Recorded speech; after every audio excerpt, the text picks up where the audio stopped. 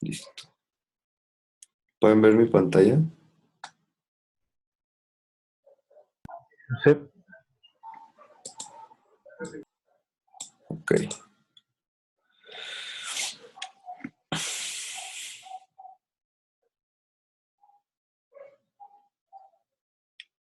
Que entonces estábamos viendo las condiciones de posibilidad de una época y un lugar dados como entendidos como una episteme. Y en el texto lo que le interesa a Foucault es de qué episteme surgen las ciencias humanas, que en este caso serían las ciencias, la episteme moderna, y va a descifrar y a desarrollar cómo es que se constituyó y se caracteriza esta episteme, esta forma, este orden particular de saber. En la obra, para llegar a ese punto, Foucault lo que hace es distinguir tres momentos en el desarrollo de la episteme occidental, porque su planteamiento, uno de sus planteamientos más interesantes o relevantes, es que contrario a lo que se piensa de que el saber científico contemporáneo es una continuidad de progreso creciente que va de la filosofía de Descartes en el Renacimiento a la física de partículas. Lo que él dice es que hay rupturas entre estos diferentes momentos, ¿no? No es una pendiente creciente que se da de forma continua como un progreso, sino que hay rupturas en esa línea. Y entre cada ruptura se van generando nuevos límites. Por lo tanto, no es tanto que actualmente hayamos perfeccionado o desarrollado ese pensamiento previo, sino que más bien transitamos, brincamos, ahora sí como eh, a una nueva forma de saber, ¿sí? A un nuevo orden, que sí, obviamente guarda relación con los órdenes previos, pero es cualitativamente distinto y por lo tanto no hay una continuidad pareja de uno a otro, por decirlo así. ¿Alguien tuviera algo que opinar sobre esto? Ay, ¿qué pasó? Ah,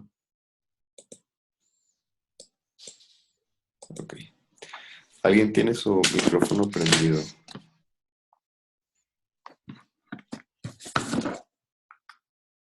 Ok. Ya se incorporó nuestro amigo Arnold. Hola, Arnold. Hola, ¿me escuchan? Sí. ¿Qué show? ¿Cómo te va con la cuarentena? Bien, pues aquí en mi búnker. Ok. No hay más. Bueno, Sí, aprovechemos para estudiar. sí, ¿no? All right. Bueno, bienvenido, Arnold. Mira, Gracias. en la parte de abajo a tu izquierda Ujú, hay un botón de un micro. ajá. Ahí activas y desactivas tu micro. Arre, Procuramos activarlo cuando participamos. va. Puedes interrumpir en cualquier momento y de cualquier forma, ¿no? Opinar, preguntar, cuestionar, etc. Sale, gracias. A ti. All right. Entonces, bueno, Foucault distingue tres momentos, tres rupturas en la episteme de Occidente, que sería la episteme renacentista, la clásica y la moderna. Entonces, en el libro desarrolla cada una, cómo se fue constituyendo, cuáles eran sus características, cómo se fueron desarrollando. Como les había comentado, Foucault se va mucho a los textos, entonces pone muchos ejemplos de, de citas textuales, ¿no? De textos para ejemplificar y evidenciar las ideas que le está proponiendo. Entonces, bueno, lo primero que hace es explicar cómo se constituye la episteme renacentista, y esto lo hace de manera ilustrativa para ver cómo la episteme se va modificando, cómo se van creando estas rupturas y se van sedimentando distintos estratos del saber. Y entonces aquí la idea es ver cómo de la episteme renacentista modulamos a la episteme clásica y de ahí a la moderna. Entonces por eso empieza por aquí Foucault. Y él lo que dice es que en la episteme del Renacimiento, el principio que regulaba todo el orden del saber era el de la semejanza. Sobre el principio de semejanza descansaba cualquier posibilidad de saber. ¿Sí? Todo conocimiento, todavía no existían las ciencias como las entendemos hoy en día, pero toda práctica precientífica estaba atravesada desde y hacia todos los polos por la idea o la noción de semejanza, que estaba, que se desenvolvía, perdón, en 4 categorías principales. La primera es la conveniencia, que es una forma espacial de la semejanza.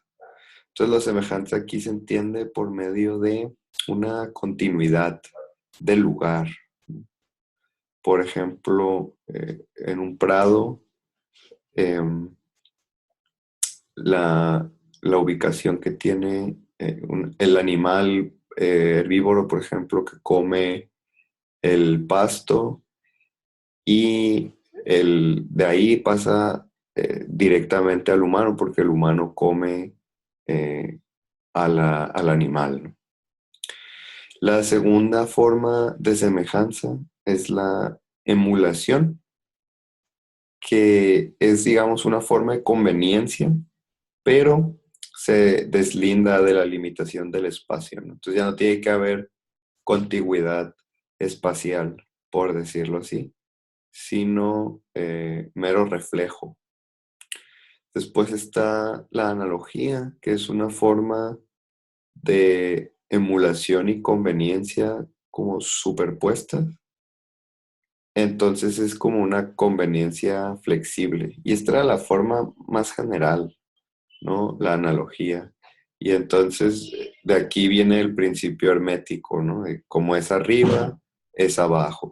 Entonces, la astrología, por ejemplo, descansa mucho aquí, el saber astrológico.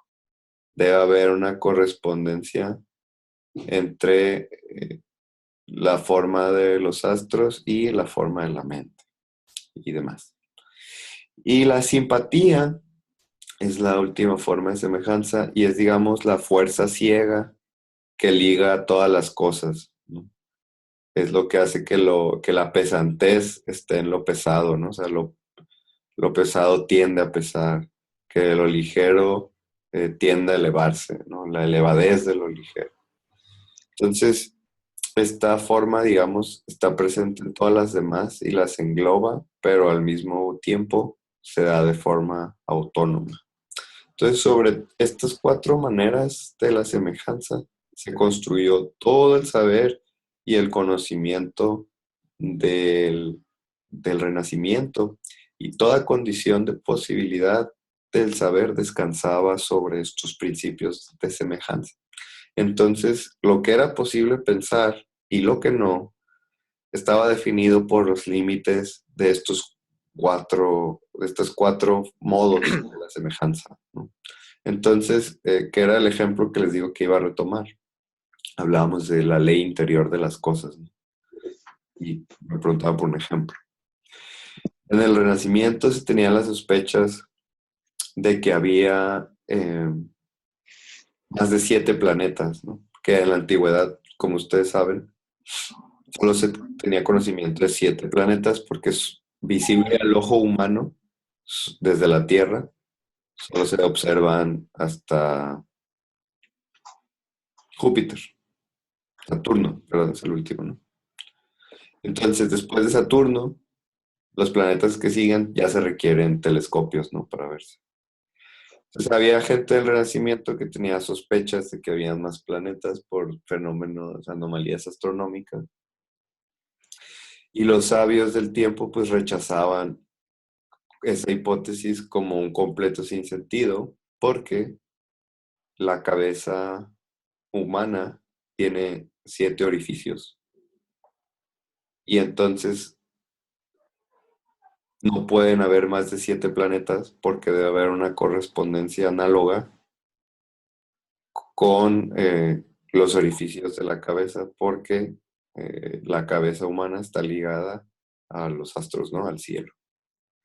Entonces era imposible pensar en algo así como un octavo planeta, o sea, estaba fuera de los límites del pensamiento, porque violaría el orden de la semejanza. ¿Me explico? O los enredé un poco. No, sí se explica, aunque precisamente es lo complicado siempre de esta abstracción tan grande y tal vez abstracción en la cuestión metafísica del ser humano, en su puesto como todo visible, ¿no? Todo visible, las verdades que se van diciendo, que se van repitiendo las mismas civilizaciones a lo largo de la historia, hacen verdades, aunque las maneras para verificarlas no sean confiables, ¿no? Si se dice que tenemos todas estas capacidades tanto internas como externas para validar una cosa u otra y negar otra, pues se va haciendo complicado para las personas mantener esa objetividad o supuesta objetividad.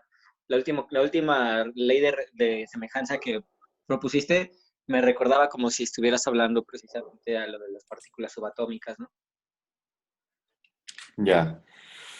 Sí, precisamente es esta imposibilidad ay, de, de tener esa De no, certeza, ¿no? Del conocimiento y de sí, la de forma, certeza y de de no la forma. comprobar del todo fácilmente por qué estamos equivocados. Correcto. Y eso es lo interesante de Foucault que Sandra lo comentaba, ¿no? De que siempre saca a la luz esas trampas que nos ponemos, ¿no? En este caso desde el saber. Entonces, ahorita retrospectiva, pues suena ridículo decir que no puede haber más de 8 planetas porque la cabeza solo tiene 7 orificios. Pero en ese momento, pues tenía todo el sentido del mundo y de hecho sería imposible pensar en otra cosa. Entonces, lo que Foucault de aquí nos invita a pensar es cuáles son esos supuestos que damos por hechos que nos permiten pensar las ciencias humanas y en este caso, para este seminario, pues el psicoanálisis y el inconsciente. ¿Alguien tiene algún comentario de esto más? De hecho, me hace pensar, o sea, creo que ya se ha dicho, pero ahora en esta época, ¿no?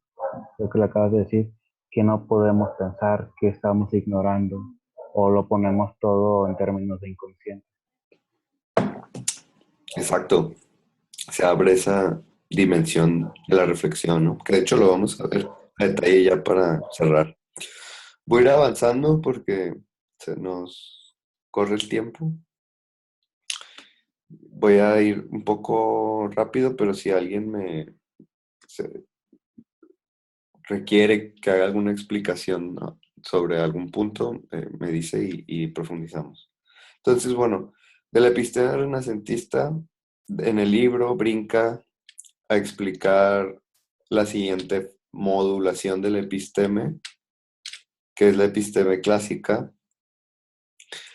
Y aquí es el libro, casi todo se centra en esto, en explicar cómo se constituyó este episteme y cómo de este episteme derivan las formas discursivas que van a constituir las ciencias positivas, que a su vez constituyen las condiciones de posibilidad de las ciencias humanas. Lo que quise decir fue que en este episteme se generan esas vías del saber que a su vez van a constituir el ser humano como objeto de conocimiento en más adelante, ¿no? Por decirlo así, en el siguiente capítulo, que sería la episteme moderna. Entonces, como aquí están los gérmenes, pues Foucault se centra mucho en esta parte, en el libro. Entonces es de lo que más abarca. Y lo que dice es que la episteme del Renacimiento a la época clásica hace un giro del principio de semejanza al principio de representación. Entonces, en la episteme renacentista, a través de estas 4 formas de la semejanza, las palabras estaban fundidas en las cosas. Las palabras eran cosas y las cosas a su vez tenían una palabra designada en su naturaleza íntima, ¿sí? Había una circularidad entre las palabras y las cosas.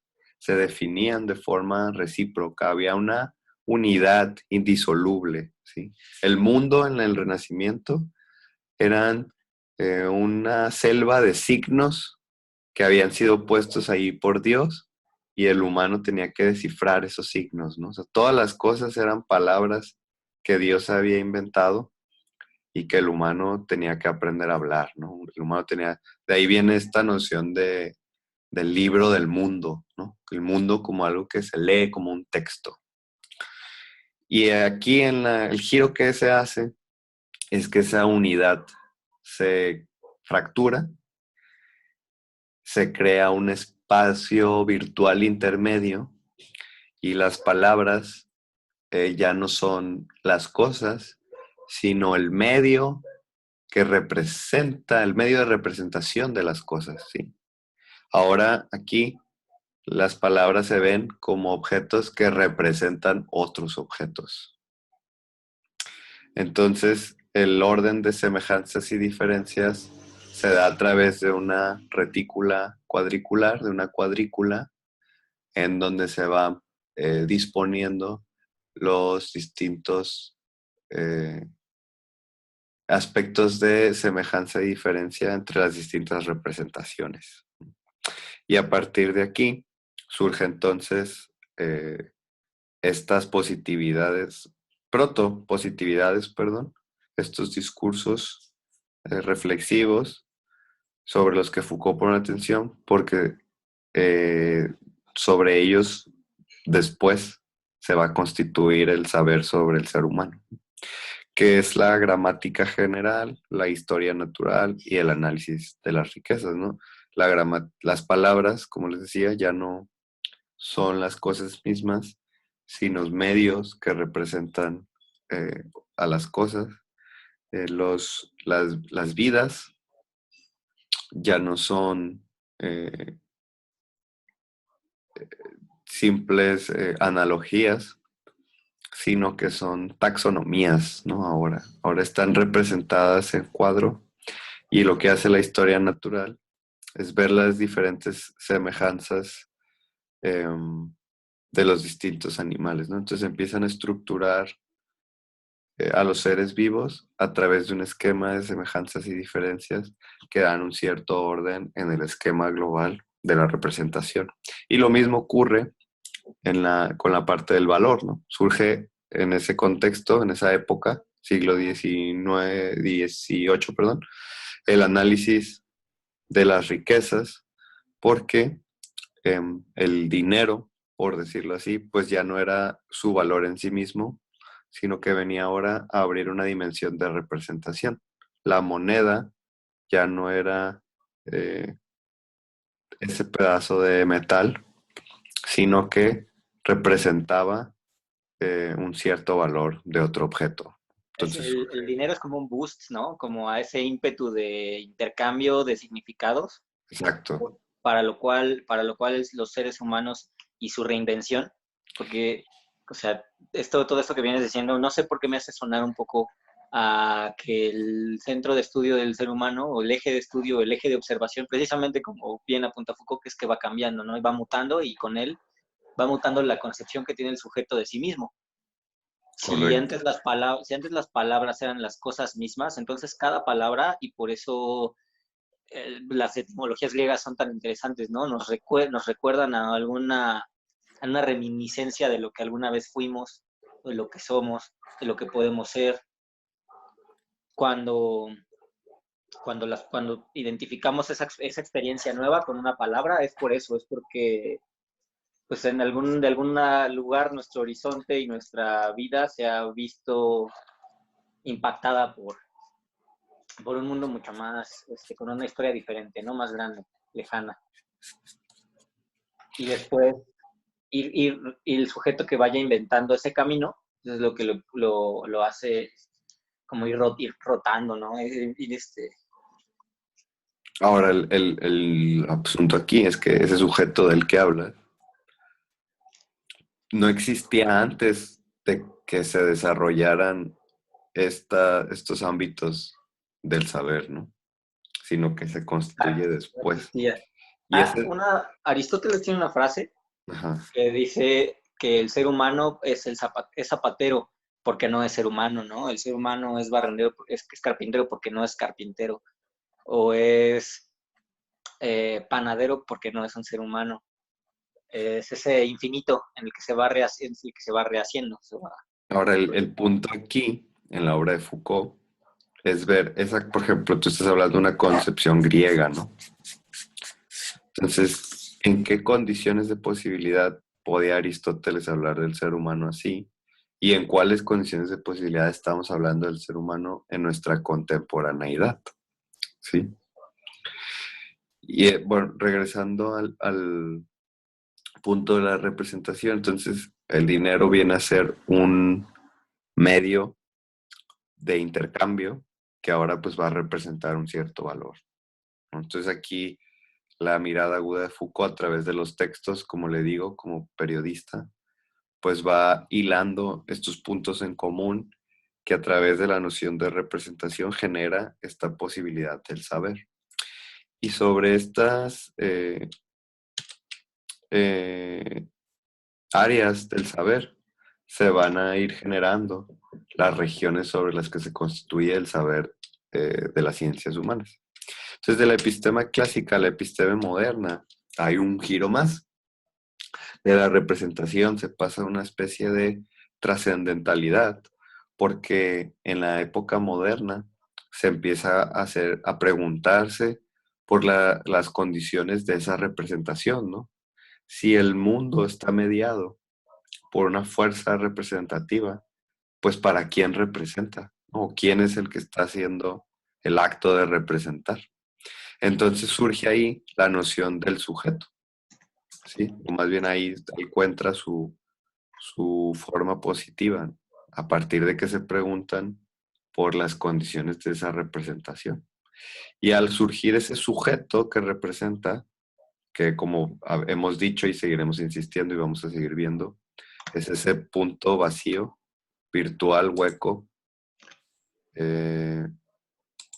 alguien está hablando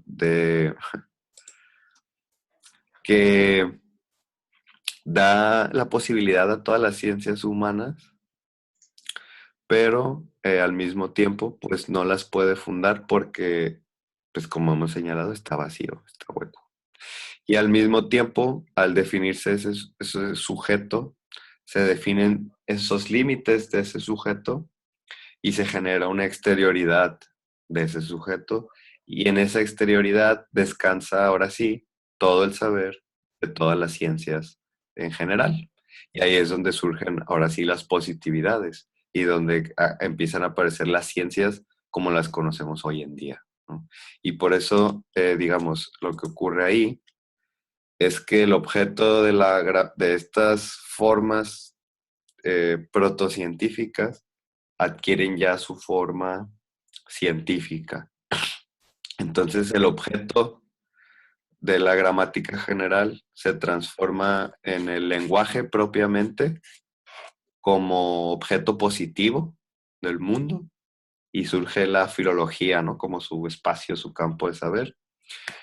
La historia natural, que era, como les decía, más estas taxonomías y estas historias literalmente se transforman a partir de esa objetivación en una biología al constituirse la vida misma como un objeto de conocimiento. Y el análisis de las riquezas se transforma en la economía al surgir el trabajo como una forma igual positiva, ¿no? A través de estas exterioridades que se generan en esa reflexión trascendental de la representación. Ahora, lo que hay que tener en cuenta para comprender a profundidad el pensamiento de Foucault es que la gramática general se parece mucho más a la historia natural y al análisis de las riquezas que a la filología, aunque los dos tengan por objeto el lenguaje, ¿sí? Que el análisis de las riquezas se parece más a la historia natural y a la gramática general que a la economía. O sea, tiene más relación de forma, en este caso sería vertical que horizontal. Entonces, esto es porque creo que Arnoldo quiere hablar. Sí, ¿Sí? no, justo te iba a preguntar por qué, pero ya ibas a explicarlo. Porque, sí, claro. Porque estas tres unidades, todas están dadas por la misma condición de posibilidad, que es la noción de representación. Y estas positividades surgen cuando la reflexión abandona la noción de representación y se gira a la condición de posibilidad de la representación, o sea, la trascendentalidad de esa representación. Entonces es ahí que pueden aparecer algo así como el lenguaje, la vida y el trabajo propiamente como objetos de conocimiento. Y entonces se relaciona más la filología y la biología y la economía en tanto reflexiones trascendentales que con la gramática general, aunque los dos reflexionen sobre el lenguaje. Y eso es lo que quiere resaltar Foucault. No es la historia del conocimiento, no es una línea progresiva. Entonces, la filología no es el desarrollo o la perfección de la gramática general, ni la biología es la forma final refinada de la historia natural, ¿no? La historia natural no es una protobiología, es una forma de saber totalmente distinta que atiende a otro orden, ¿sí? Que es el orden de la representación. Y la biología atiende al orden de la trascendentalidad. ¿Sí me expliqué un poco, Arnold? Sí, sí, fuiste muy claro, por lo menos para mí. ¿Alguien más tiene una duda sobre esto? ¿O alguna observación? Disculpa, pero creo que hay algo que me sigue confundiendo de la trascendentalidad. Ajá. O sea, palabras menos, ¿a qué se refiere? Ok. Antes, en el orden de la representación era como algo que estaba ahí simplemente dado y sobre lo cual pasaban todas las cosas. Y de repente, de forma contingente, se empezó a preguntar, pues, ¿cuál era el fundamento de esa representación? Entonces la reflexión giró hacia ese sujeto que representa, o sea, hacia el ser humano. Entonces se descubre así este sujeto que representa y entonces se revela en su condición finita, ¿sí? O sea, piénsate a ti como tu cuerpo, digamos, y tu mente como algo finito, y entonces hay algo que te trasciende, ¿no? Que está fuera de ti. No sé si me explico. Ok, que finalmente el estudio de esto ya es independientemente del ser humano. El asunto central es que la reflexión no está dada desde la representación, sino aquello que le trasciende a la representación, ¿sí? Que es el ser que representa, o sea, el ser humano. Ok, ok. ¿Sí me explico? Sí, sí, sí, ya vamos bien. Gracias. A eso se refiere con la trascendentalidad, que se sale, es una... Lo trascendente en filosofía se entiende como algo, por lo regular, externo, ¿no? Entonces, ¿qué es lo que está fuera de esa representación? Bueno, pues un sujeto que representa. Y cuando descubro ese sujeto que representa, descubro que a su vez ese sujeto tiene otra trascendentalidad, ¿sí? Aquí vamos por trascendentalidad a entender las condiciones de posibilidad, ¿no? ¿Qué es lo que posibilita la representación? Ah, pues un sujeto que representa. Y entonces ahí surge todo el desmadre, ¿no? Bueno, ¿y qué es este sujeto? ¿De qué se trata? Y aquí es donde empiezan a constituirse el embrión de las ciencias humanas, ¿sí? Sobre estas nuevas positividades que surgen a través de la conversión de la representación a la trascendentalidad, ¿sí? La reflexión del lenguaje se convierte en filología, la reflexión de la vida se convierte en biología y la reflexión de la riqueza, del valor, se convierte en economía. Y sobre estas tres positividades, o entre estas tres positividades más bien, va a surgir lo que se entiende por ser humano, ¿no? Que aquí ya pasaríamos al capítulo, al primer capítulo que vamos a revisar, que este básicamente fue la revisión del libro a gran escala, y ya el tema serían los últimos dos capítulos. Voy a cerrar este periodo. Arnoldo, voy a cerrar la sesión y la voy a volver a abrir. Nada más tienes que volver a entrar al mismo link, ¿ok? Ok, sale. Entonces cierro este periodo y ya vamos a cerrar rápido con los capítulos para ver pues qué fregados tiene que ver el psicoanálisis aquí, ¿no? O la psicología en general. ¿Alguien tiene alguna duda, otra duda o comentario hasta aquí? ¿Ya no vamos a hablar sobre esto en la otra sesión? Sí, sí, sí, sí. Ah, ok, no, pues igual Bueno, lo no retomamos. pone Bueno, atención. entonces ahorita los veo.